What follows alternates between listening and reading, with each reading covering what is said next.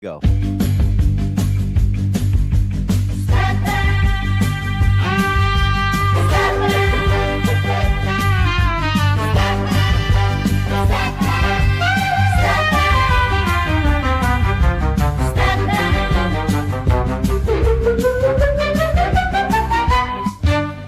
The Stat Man can do. Ryan, how you doing? How's your morning? Good morning. My morning was fine until the last 35 seconds, and it got so much better. I just love that Nice. song. I just, it's just the best thing ever. So thanks, guys. We're so Good glad morning. How that you guys you're doing? doing well. Good. Well, I know, I've got a lot of stuff to share. Just want me to share my screen and get Well, we going, I want you to get guess. right into it here. We want to give you the Absolutely. stage. We Let's love just it when get you into come it. on. We just Let's throw you the stage, give us your yeah. presentation, and then we try to tear it apart. Yeah, let's do that. That sounds fine to me. Let me see Okay. here. All right, share screen. I've done this once or twice. Where's the Michigan fans? He celebrating hungover? Where's he? Or guess No, Maybe. he's there. He was there. okay. Yeah, Okay, so that's what I he's still figured. Okay. there. He's celebrating. He's definitely hungover, and he's there. And he sent some pictures last night, which obviously we'll share probably tomorrow here. Okay, good. So he was there, enjoying it, having a Oh yeah. great time. Him and obviously Lisa went, and his daughter went as well. So went to all 3 games. So I mean, that's Well, huge. It's huge. It's nice to win that's a good. national championship. Well, hopefully you see my Big Ten stat right now. Do we see that? We'll What do start we with that. got? Yeah. All right. So this is in honor of the game last night. Again, I thanks for love having it. me back, guys. It's always fun to get to do this. Lots of stuff to talk about. So I will say, before I get into the goofy slide, a lot of these slides are things that we share with our financial advisors, right? I work at Carson Group, a $60 billion RIA. I work with over 500 financial advisors in 43 different states, and we're servicing almost over 60,000 families. So with all the crazy stuff going on, we don't always invest in if the Big Ten wins a championship or not. I just want to be very clear. This is a fun one to start with. But there's a lot of cool stuff I think that I'm sharing. Now, yes, I'm not a trader. I'm an investor. I'm more big picture. I think most people know that. So I'm going to do some big picture stuff. But we'll just jump right into this because I know I have Looks like 21 bad minutes. news. Yeah, I have 21 minutes. I have to stop in 21 minutes. Let's see how many charts I can do. So the last time the Big Ten won a championship, the S&P fell 3 years in a row. Yeah, no, it's silly. So there's some fun numbers we did with I'm scared which it's teams. going to be Joel's fault again. Exactly. It's Joel's fault. you can If that blame the happens. Fed, you can blame the president, you can blame wars, interest rates. I'm going to Blame blame Joel with the Big Ten championship because as we see here, history says be wary. But let's all right, let's go a little more serious now because obviously a lot of serious stuff going on. I think it's kind of an interesting one. The way this week every week this year has played out, right? Strength early, weakness late. As you probably talked about on the show last week, the Thursday had been down 9 weeks in a row. Now we were up last Thursday. Last Thursday we were down a ton, and then we actually came back. But I think it's kind of the scenario where we have, okay, maybe the war is going to end. Maybe there's some optimism over the weekend, and then as you get later into the week, so people always say, what do you need to feel better about things? I mean, first things first, I want to get back above the 200-day. We're not that far away. Close above that on a weekly basis. Okay, that's a good start. But I'll tell you, not getting killed on Thursdays and Fridays would be a nice change too. So those are some things that I'm looking at. Now, I've shared this with you guys many times. So we looked at over 42 different major geopolitical events. Yes, some are more serious than others. They're all serious in their own way. I don't want to put it like that. But the reality is 1 month later, you're down on average. Sound familiar? Yeah, 1 month later, we're down on average. I mean, markets have a really funny way of adjusting to these things. As terrible as it is, the news, all the stuff that's going on, the uncertainty, 8 o'clock tonight, what's going to happen with bridges, infrastructure. Listen, I don't have the answers there. Nobody does. But the reality is markets have a funny way of being able to price these things in. If you can avoid a recession, you tend to be just fine. In our base case, we're not having a recession yet. Now, I know, Dennis, you're a huge fan of Tom Lee, so I threw this in. Nice. Tom's good. Tom's my boy. That's But I one mean, of my sometimes best Tom has good stuff. I mean, so this is interesting. I mean, this is something that shout out to Tom. But markets bottom early in conflicts. It is, I call this one of those, it is what it is. Yes, every time is different. I totally get that. But Tom looked at some major geopolitical events that we, the United States, were involved in. and check out, markets tend to bottom fairly early in them. So there's something to kind of think about as we face obviously all the stuff that's going on out there. Just a couple bigger pictures. I work with Sonu Varghese on our team, our chief macro strategist. He looks at all this macro stuff. So some of these slides are stuff he's put together when we talk to our financial advisors. Okay, well, what if we need for some good news? Well, we need the Strait to open up. Duh. We are seeing, if you get your magnifying glass we're looking for, magnifying glass out, we've started to see a little bit more activity out of the Strait. Listen, we're a long way from it, we get that, but clearly that's what we need to see to get a little more confidence with what's going on out there. I mean, what's the impact of this? Well, gas and diesel, right? And we don't think these are going to come back soon. I mean, I probably was on with you guys the last couple of months, and we said, listen, we think we might have more of an inflation problem than the market thinks. When we look at 178 core components of core PCE, the Fed's favorite measure of inflation, they tell us, almost half of those are up over 3% year over year. Okay, what does that mean? A year ago, it was 40%. So we're getting, we talk about market breadth, right? Broadening out. Well, we're actually seeing inflation broaden out. And this all was taking place before we've seen the jumps that we've seen in crude oil and obviously a lot of other commodities with everything going on. So this isn't like the end of the world stuff, but I've talked to you before, how we construct our portfolios. Yes, we've been overweight equities. I mean, this year we manage about 14 to 16 different funds. Well, we'll keep it easy. We'll just say 14. We manage 14 different funds we call the Carson House View models with real money with $8 billion in. We're outperforming our benchmarks by between 40 to 45 basis points after the first quarter. Yes, Very nice. Into this year, overweight equities, yes. But we've had some global exposure. The rest of the globe has been better than the U.S. Gold is still 8%. We've had some gold exposure. I said for a while, if you drop it, hit your foot, and it hurts, you might want to add that. Thank God for managed futures. We've had a little bit of managed futures in there. We've had some real assets. We've got some different things we call diversify your diversifiers. 60% stocks, 40% bonds. We're probably 68 to 69% stocks, yes. So that other 31%, the back in the day would have just been bonds. Well, what have we seen since 2022? Bonds have not.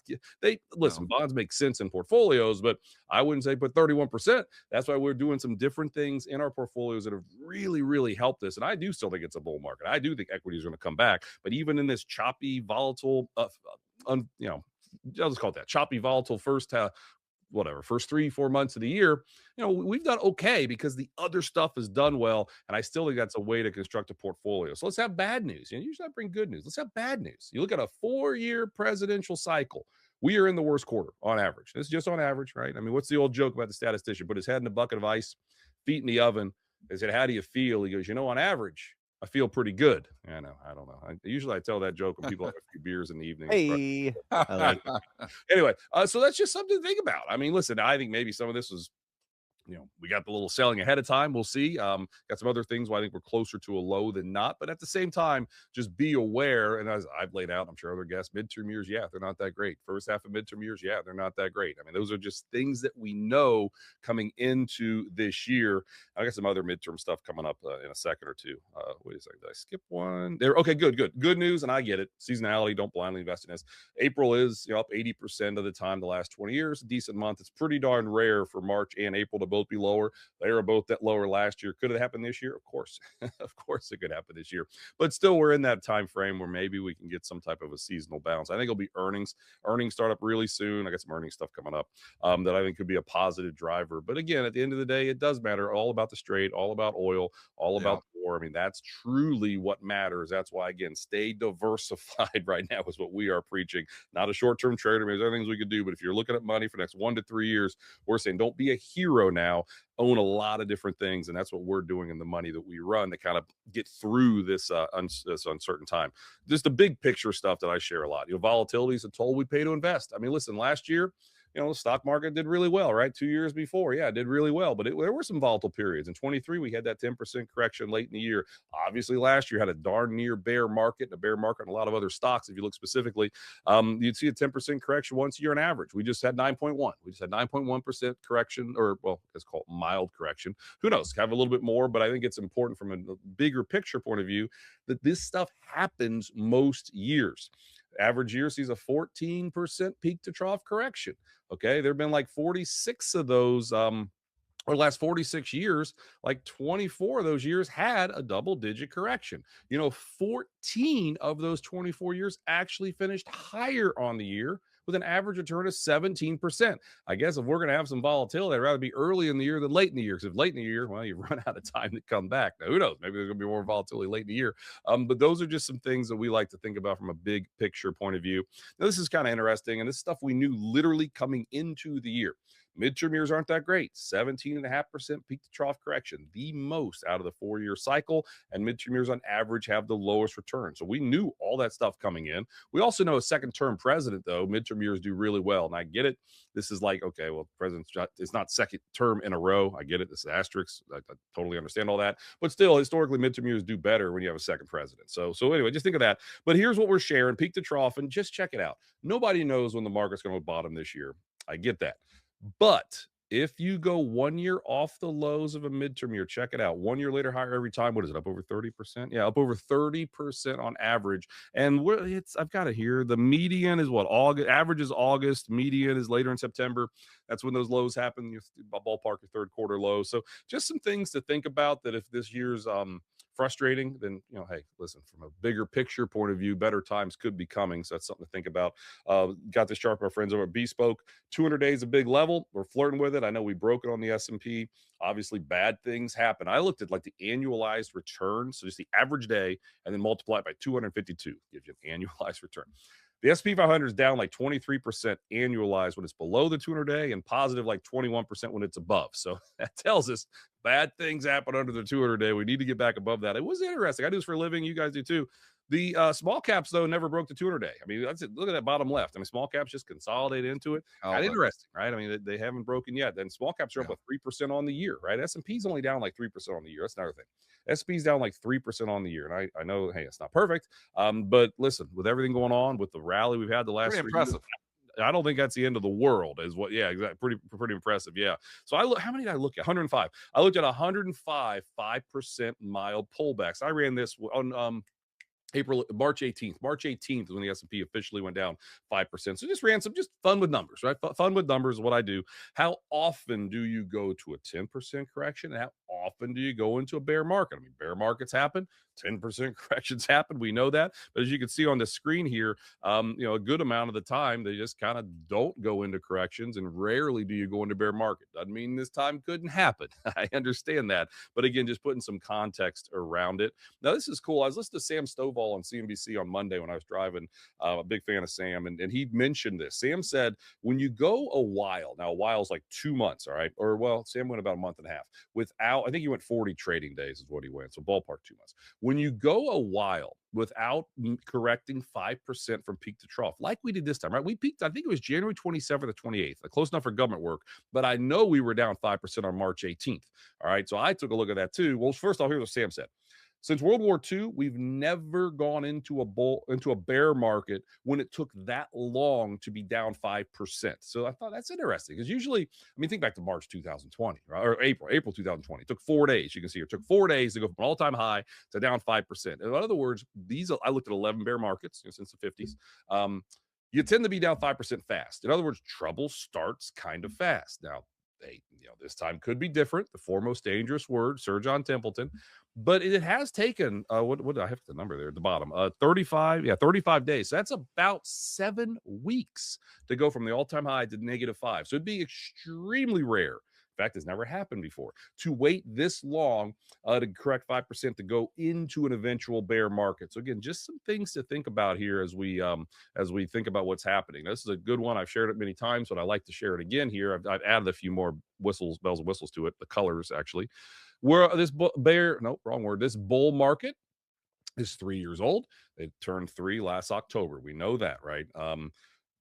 It is very, very rare for a bull market not to get to its 4th birthday. Once it gets to the 3rd birthday, you can see in the black there, we've had some bull markets that were amazing, but didn't quite get up to 3 years old, like the one after COVID there. Market like doubled or something like that real fast, but it never got to 3. And then we also remember what happened in 2022. So only once, that's 1 out of 8 times in the 60s, that's the green one there, did it get to its third birthday and then not get to a birthday with 4 candles on it. The incredible thing, if you look at like the last 5 bull markets that made it to this point, the average length, this goes back like 50 years, is 8 years. The shortest any of them went is 5. So, just again, fun with numbers, but putting context around the idea that this bull market maybe is not as old as people think. And honestly, after the rally we've had, it's a midterm year, all the crazy stuff going on. I mean, Yeah. crude oil spikes, all this stuff, yields, the Fed's now hawkish, apparently, all this stuff. Yet the market is truly, in my opinion, just kind of biding time. I mean, it's just correcting through time, which I think is potentially a positive, bigger picture. A little more technical, maybe probably for this crowd. Look at 4 different things. You got Mag 7, we have Bitcoin. What else? We have the transports and emerging markets. Previous resistance should be support. So I learned it. There's different time frames on these, and all these are kind of different last I checked. But all 4, like 2 weeks ago, were at very, very big levels of support. Well, last I checked, all of them have bounced where they're supposed to. So if all of these were to break, or even 1 or 2 of them were to break, yeah, that'd be more concerning, But the fact that we're holding here again, I think are positive. Also, look at I don't small caps here. Small caps doing something very similar, where it's finding some previous or some support near previous resistance. So again, so far so good on these. Let's see. I got a couple more we can chat. Earnings seasons here, fundamentals. I mean, listen, this is wild. Look on the left. I mean, earnings so far this year, everybody, 12 months estimates going out to the start of the year up over 7%. I mean, that's not consistent with like a recession or a bear market. Not saying it can't happen, but it's not. Then on the right, you have profit margins. So profit margins and earnings continue to improve to the upside. I think something like 111 companies in the first quarter increased their earnings guidance, most we've seen in like 4 years. I mean, the market's the market, but the way I've learned it is, listen, the dual tailwinds of this bull market are earnings and profit margins. They're still solid. So those are reasons, again, to think that when we get through this, when all is said and done, we still have an upside target of 12 to 15% on the S&P 500 this year. I hate giving targets as a strategist. I'd rather look at, like, people think, oh, you're bullish. Yeah, but we managed $8 billion and we outperformed our benchmarks and most of our peers in the first quarter. So just because you say one thing and people forget there is money involved in managing it, but the reality is we do expect to see equities do pretty well, or we wouldn't be overweight equities where we are right now for the remainder of this year. Who knows what the remainder of this year will bring, but where we are right now, we are definitely still overweight equities. I'll just quickly on payrolls. I mean, a lot of people think the employment backdrop's falling apart. We did have a pretty good number the other day. We're not seeing, it's a low hire, low fire world, right? If people are losing their jobs, that's not good. That's bad for the economy. That's very clear, I think, but we're not quite seeing that. It's a low hire, low fire. But I want to share this on the right, because what have we heard for a while? AI is coming for people's jobs. Makes sense if you think about it. Well, all we're hearing, specifically young college people. Well, on the right, or college age people, on the right, that's 20 to 24-year-olds unemployment rate.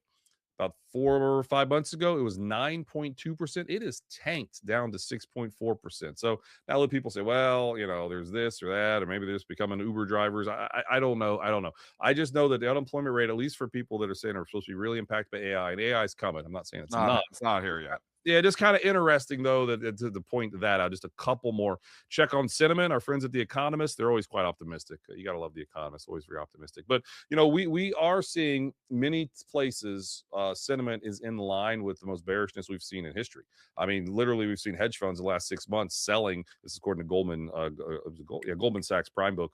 Most selling in a 6 months period since a 100-year pandemic and after Liberation Day last year. We just saw 8 weeks in a row of, which one did I share here? Bulls went down 7 weeks in a row, one of the longest ever. We've got bears all over. Put the call ratios are finally starting to spike. Skews are strong. Now I get it.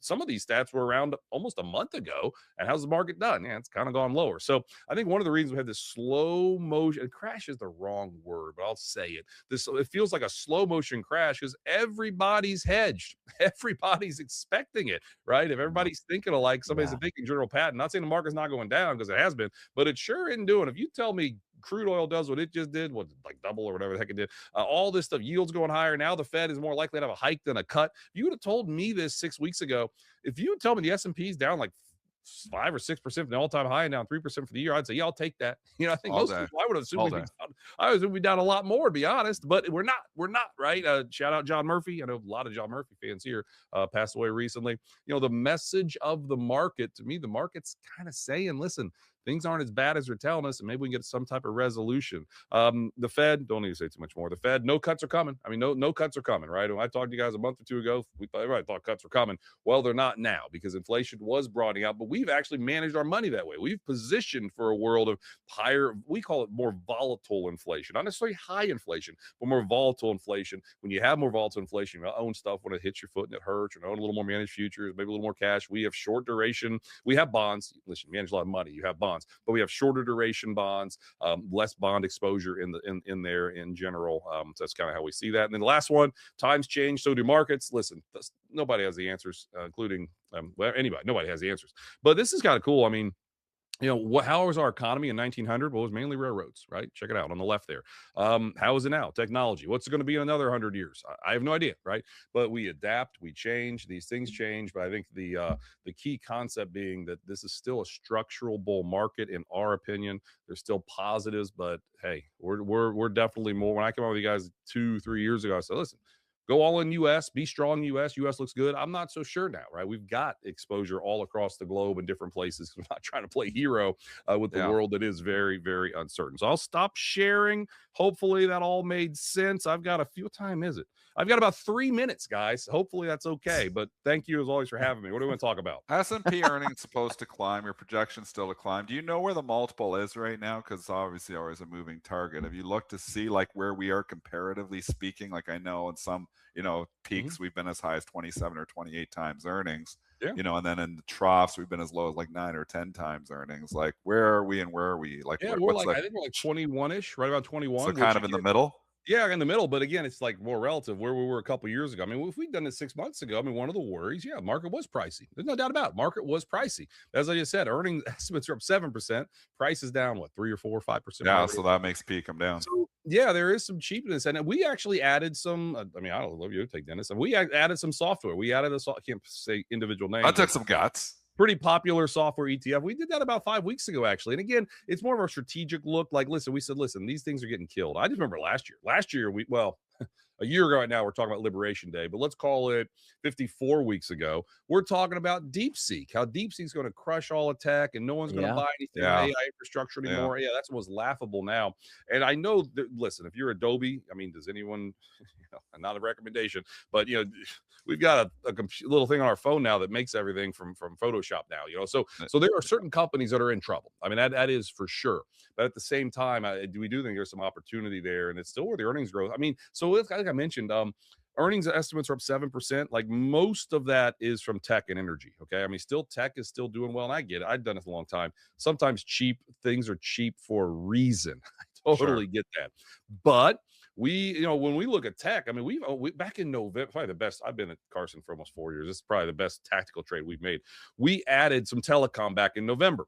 Now, we didn't look at it like telecom was about to go vertical, about 20. I mean, Verizon be the hottest stock in the market. Thank goodness it's happened. It's really helped us. But we looked at it like an ulterior, okay, that's part of tech, but we don't want to be so top heavy in kind of the high flying Mag 7 names. At the end of the year last year, when I saw that Time Person of the Year with all the 7 leaders of AI and Mag 7, all that stuff, I said, boy, that's a pretty darn high bar. And then look what's happened. But then you look at something like telecom, nobody's even still talking about that, but that's the darn near strongest group out there. And it's still part of technology last I checked.